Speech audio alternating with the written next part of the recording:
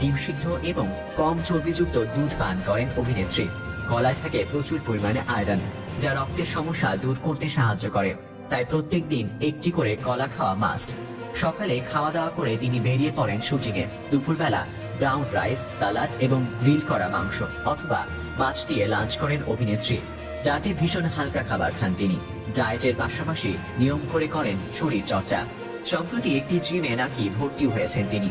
বাড়তি ওজন নিয়ে কিছুদিন আগেই কটাক্ষের সম্মুখীন হতে হয়েছিল শ্রাবন্তীকে, কিন্তু এখন সে মেদ ছড়িয়ে পুরনো অবতারে ফিরে এসেছেন তিনি। তবে তিনি দিনে প্রচুর পরিমাণে জল খান ত্বকের আর্দ্রতা ধরে রাখতে। সে সঙ্গে প্রচুর ফল এবং ফলের রস থাকে তার ডায়েটে।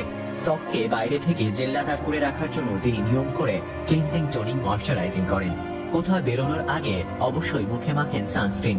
তাছাড়া সবসময় হালকা মেকআপ করতে পছন্দ করেন তিনি, কারণ চরিত্রের খাতিরে সবসময় উগ্র মেকআপ করতে হয়।